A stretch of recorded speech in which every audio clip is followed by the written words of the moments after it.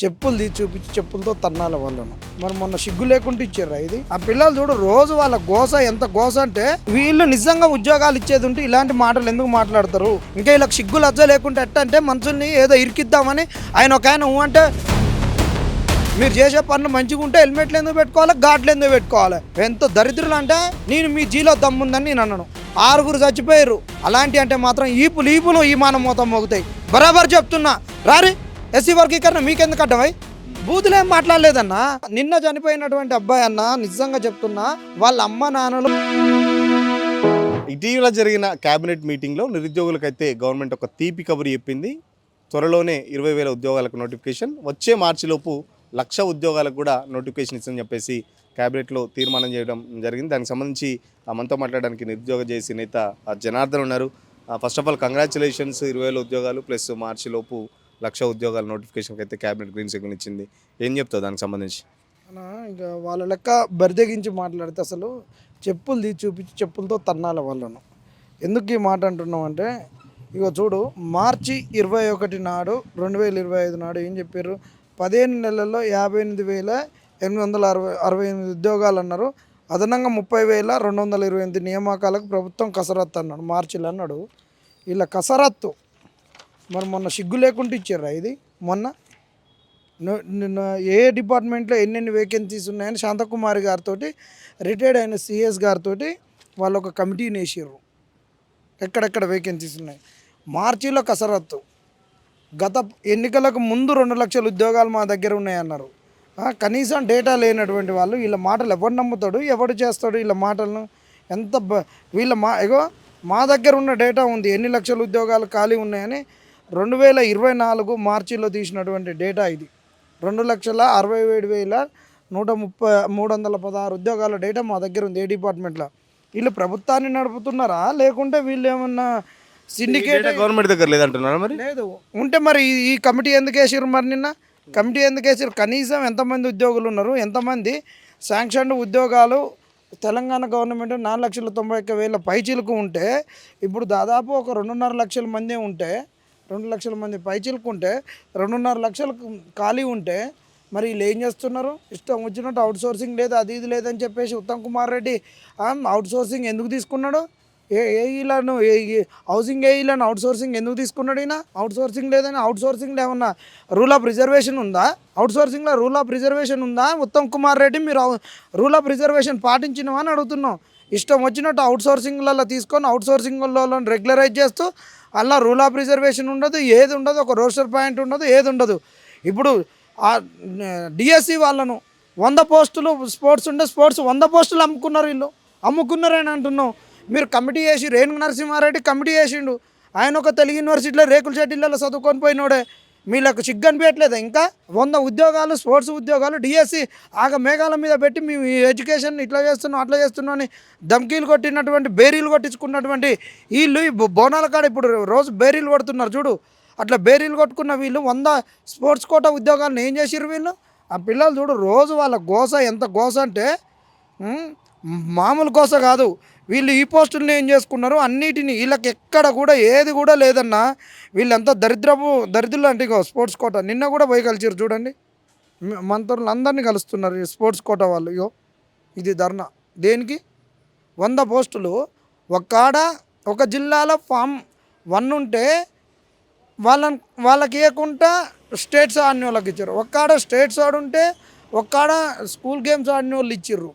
ఒక్కడ inter university ఉంటే అసలు ఏది లేను వాడిని వదిలిపెట్టేసి అసలు ఏదో దొంగ సర్టిఫికెట్లు తెచ్చిన ఈ సర్టిఫికేట్ వెరిఫికేషన్ వల్ల ఈ స్పోర్ట్స్ కోటాలో జరిగిన అవకతవకలేంది, తప్పైంది, మేము తప్పు చేసినాం అని చెప్పిండు ఏనుగు నరసింహారెడ్డి. ఈ నికోలస్ గారు ఇంతమందికి ఎందుకు చేయట్లేరు? వీళ్ళు చేసినటువంటివి ఇప్పుడు 60,000 ఉద్యోగాలలో వీళ్ళు చెప్తున్నారు అంటున్నారు కదా. ఏంటిది? గత ప్రభుత్వం చేసినటువంటి లత్కోర్ పనుల వల్ల, అడ్డమైన జీవాల వల్ల ఈ నోటిఫికేషన్లు ఇన్ని రోజులు ఆగినాయి. వాటన్నిటిని క్లియర్ చేయడానికి మాకు ఇంత సమయం పట్టింది అన్నారు కదా. మరి స్పోర్ట్స్ కోటా నువ్వు వచ్చి ఇచ్చినావు కదా నోటిఫికేషను. 5,000 పైచీలకు నువ్వు కలిపినావు కదా. మరి నువ్వు చేసిన చక్కదనమైన పని ఏది? చెప్పుకునే చక్కదనమైన పని ఏది? డిఎస్సీలని అడుగుతున్నావు. కొంచెం అవుట్ సోర్సింగ్ ఉన్నదని చెప్పినావు. మరి ఉత్తమ్ కుమార్ రెడ్డి ఎలగబెట్టింది ఏంది? ఇవాళ జీపీ వాళ్ళను బయట వాళ్ళని తీసుకోము, మేము ఆల్రెడీ ఎక్స్పీరియన్స్ ఉన్న వాళ్ళని తీసుకుంటాం అంటున్నారు. మరి హౌసింగ్లో కూడా వేరే వాళ్ళు చేసిరు, వాళ్ళకి ఎందుకు తీసుకోలేదు? వీళ్ళు ఏదైతే 20,000 2 లక్షల ఉద్యోగాలు 1,00,000 ఉద్యోగాలని మాట్లాడినటువంటి వ్యక్తి ఎవరయ్యా అంటే పొంగులేటి శ్రీనివాసరెడ్డి. పొంగులేటి శ్రీ పొంగులేటి మాట్లాడిండు. పొన్నమేమో ఉద్యోగాలు ఇస్తున్నాం నేనని చెప్తే ఇన్ని ఉద్యోగాలు ఇచ్చినాం గతంలో ఇన్ని ఇవ్వబోతున్నాం అని పొంగులేటి మాట్లాడుతుంటే ఆ పొంగులేటిని వద్దొద్దొద్దు నువ్వు నోరు జారకని తొడలు గిచ్చి మన చిన్నప్పుడు గిచ్చుతాంగా తొడపాశం అట్లా తొడపాశం పెట్టిండు ఇక పొంగులేటి. ఆయనకు ఎంత ఎంత దారుణం అంటే వీళ్ళు ఇంత అబద్ధాలు పచ్చి అబద్ధాలు ఆడుతున్నటువంటి వీళ్ళ అబద్ధాలకు వీళ్ళ మాటలు నమ్మలేక ఇలా పోరగాళ్ళందరూ చచ్చిపోతున్నారు. ఇటకిచ్చుతాడు ఏం మాట్లాడుతున్నారు నాయన సోయి లేకుండా మాట్లాడుతున్నాం. ఆ నుంచి మన స్థానిక సంస్థలలో పోతే మనల్ని ఎలా తంతారని చెప్పి ఇది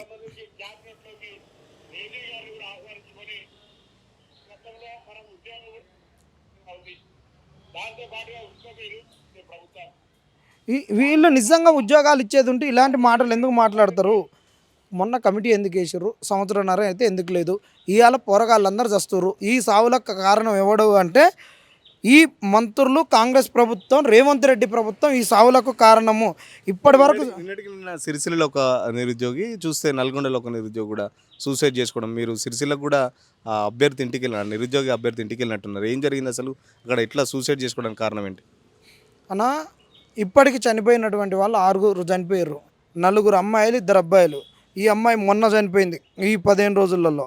తర్వాత ఈ అమ్మాయి రెండో అమ్మాయి చనిపోయింది. ఈ అమ్మాయి కన్నా ముంగట మమత అని గ్రూప్ 4 రిజల్ట్ ఇచ్చినప్పుడు చనిపోయింది.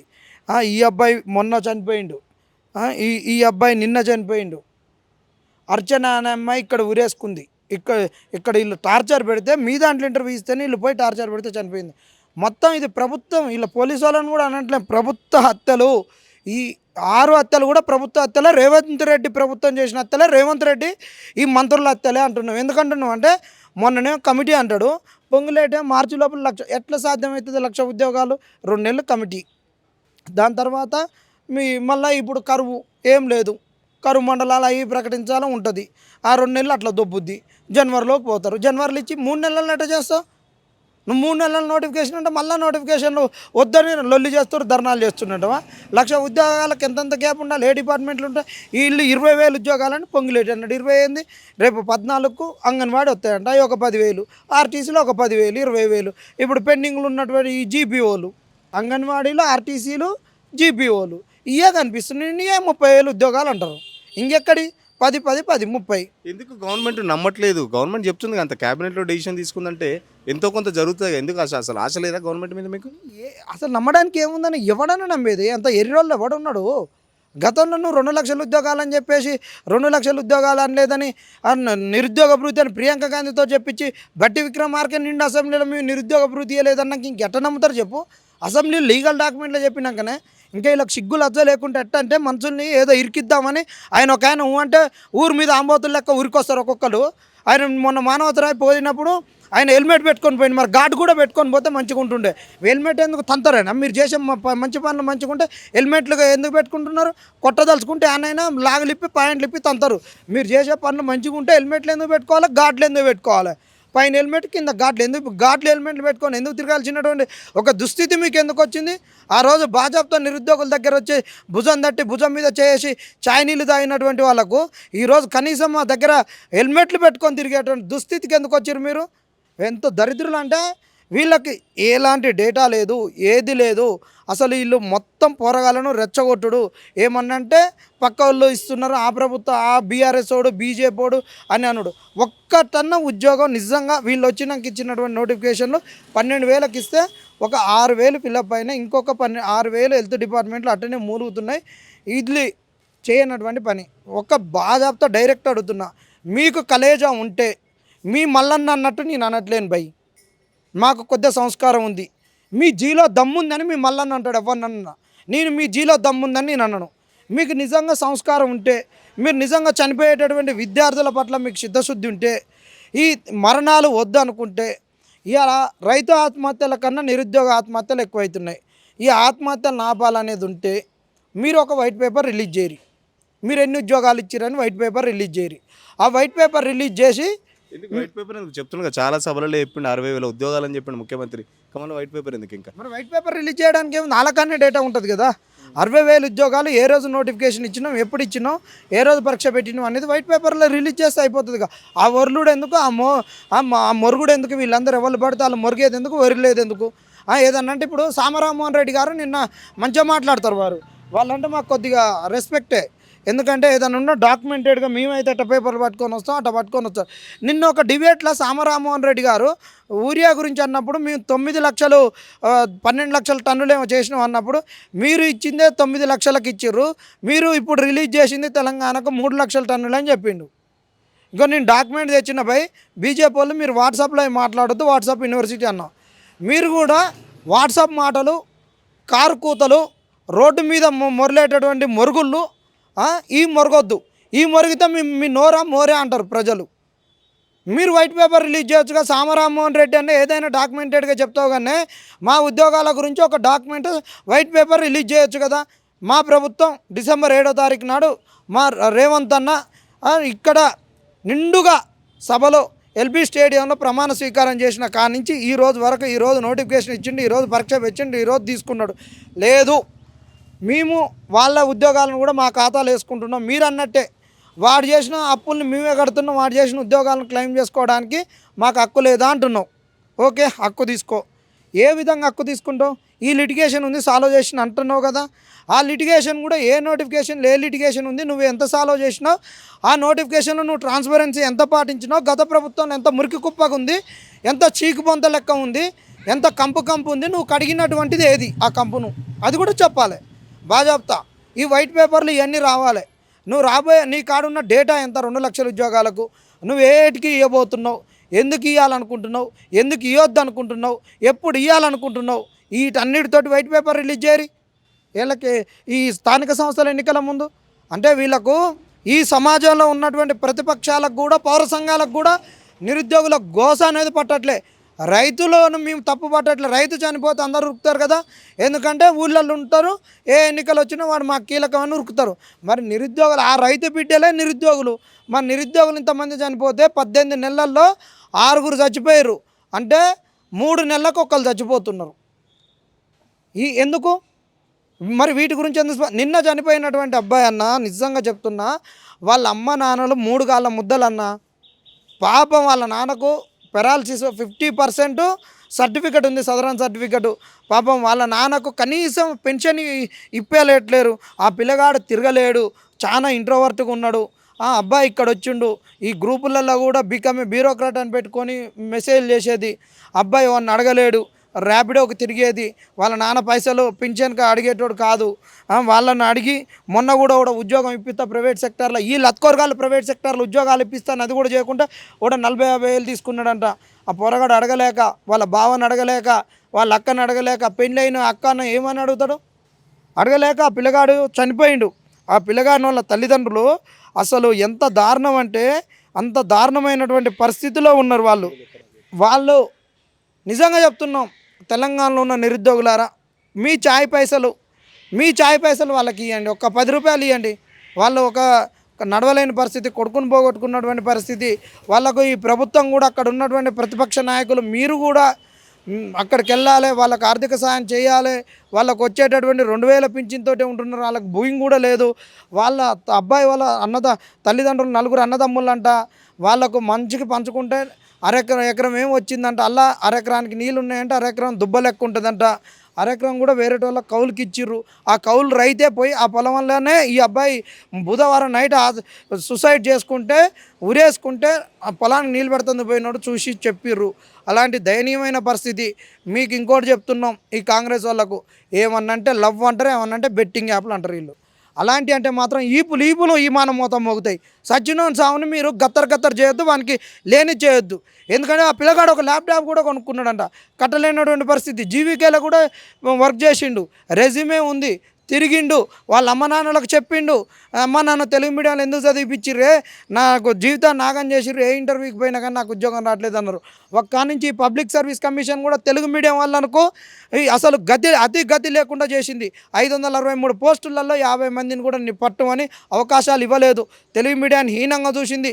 తెలుగు మీడియం చదివే పిల్లలకు ఏది ప్రామాణికమైన పుస్తకమో తెలియదు, ఏది ఎట్లుంటుందో తెలియదు. తెలుగు అకాడమీ ప్రామాణికం కాదని చెప్పింది ఈ పబ్లిక్ సర్వీస్ కమిషన్. ఆ పిల్లగాడు ఐటీఐ చేసిండు, 10th అయిపోగానే ఇలాంటి చదువులు చదివితే నాకు ఏది రాదని ఐటీఐ చేసుకున్నాడు కామారెడ్డిలో. ఐటీఐ చేసుకున్నాక తర్వాత డిగ్రీ చేసుకున్నాడు. డిగ్రీ చేసుకొని ఐటీఐ మీద ఎలక్ట్రీషియన్గా తిరుగుతున్నాడు. ఉద్యోగాలకు అక్కడిక్కడ రావట్లేదు. బీఆర్ఓని ఆర్నీని తీసుకొస్తారు. మరి ప్రైవేట్ సెక్టార్లో వీళ్ళు ఏం చేసిర్రు? ఆ పిల్లగాడు నిజంగా ఉద్యోగం గురించే చచ్చిపోయిండు. అమ్మ నాకు గవర్నమెంట్ ఏమో కానీ మొన్న గ్రూప్ 4 కూడా రాసిండంట, ప్రైవేట్లో కూడా రావట్లేదే, నేను ఇట్లా ఆగమైపోతున్నా అది ఇదని బాధపడ్డాడు. ఒక బండి కొనుక్కొని అది కొనుక్కొని జొమాటోలు ఊబరు అవన్నీ. వాళ్ళ నాన్న అమ్మ అయితే అసలు వాళ్ళ అమ్మకు నోరు కూడా రావట్లే. వాళ్ళ నాన్న పెరాలసిస్, ఒక కాలు ఒక చేయి పడిపోయిన ఆయన ఇంకా మాట్లాడిండు మా ముంగట. నేను నడిచి వచ్చేటటువంటి వీడియోలు అన్నీ ఉన్నాయన్నా మీకు పంపిస్తాను. నిరుద్యోగుల ఆత్మహత్యలు ఆగాలంటే ఏం చేయాలి? గవర్నమెంట్ ఏం చేయాలి? అటు పక్కన పౌర సమాజం ఏం చేయాలి? నిరుద్యోగ నేతగా నువ్వు కూడా ఏం చెప్పదలుచుకున్నావు? ఇన్ఫర్మేషన్ ఎవరు చనిపోవద్దు, ముందు చెప్తున్నాం. కష్టాలు ఉన్నాయి, లేవన్నట్లే. నిరుద్యోగులకు ఉన్న కష్టాలు భయంకరమైనటువంటి కష్టాలు. ఈ లంగాలు నిరుద్యోగ భృతి ఇచ్చినా కానీ కనీసం ఆ పిల్లగానికి ఒక ఉపశమనం ఉంటుండే. నిరుద్యోగ భృతి ఇస్తాండ్రి, ప్రైవేట్ సెక్టార్లలో ఉద్యోగాలు ఇస్తామండ్రి, గవర్నమెంట్లో 2 లక్షల ఉద్యోగాలు అండ్రి. ఇవి లేకుంటే ఏమైనా వ్యాపారం చేసుకుంటే 10 లక్షల వడ్డీ లేని రుణాలండ్రి, 4,000 మీకు యువ వికాసం అయ్యే కూడా ఇస్తాండ్రి. ఇలా పద్మశాలి కుటుంబంలో పుట్టిండు ఆ బిడ్డ. మీరు కనుక లోన్ ఇస్తే ఒక రెడీమేడ్ షాపు లేకుంటే ఒక శాంచను ఏదో కొనుక్కొని చేసుకునేటోడుగా కులవృత్తి ఉన్నాడు. కులవృత్తి లేదని కాదు, కులవృత్తి కూడా ఉన్నది. ఏదో ఒకటి అండన చేసుకునేటోడు కదా పాపం. వీళ్ళు ఏది ఇవ్వకుండా అసలు నిరుద్యోగత అంశం పట్ల వీళ్ళకున్న శుద్ధశుద్ధి ఏంది? ఈ ఎమ్మెల్యేలను కొనుక్కోవడం, ఆ ఎమ్మెల్యేలను కొనుక్కోవడం, ఈ కుల రాజకీయం చేయడం, ఆ కుల రాజకీయం చేయడం. ఏమన్నంటే ఎస్సీ వర్గీకరణ అడ్డం. అరే లత్కోర్లారా, ఎస్సీ వర్గీకరణ మీకెందుకు అడ్డం రా? నోటిఫికేషన్ ఇవ్వడానికి బరాబర్ చెప్తున్నా రారి. ఎస్సీ వర్గీకరణ మీకెందుకు అడ్డం? తోపుడు కాళ్ళ లెక్క మాట్లాడుతున్నారు. 12, 16, 22 ఇట్లా రోస్టర్స్ ఉన్నాయి. 2, 7, 16, 22, 42, 50 మీద 15 రోస్టర్ పాయింట్లు ఎస్సీలకు ఉన్నాయి. నువ్వు రోస్టర్ పాయింట్లు పెంచమని అడిగిరా? మీరు పెట్టుకునేది ఉంటారు నోటిఫికేషన్ ఇచ్చేటప్పుడు.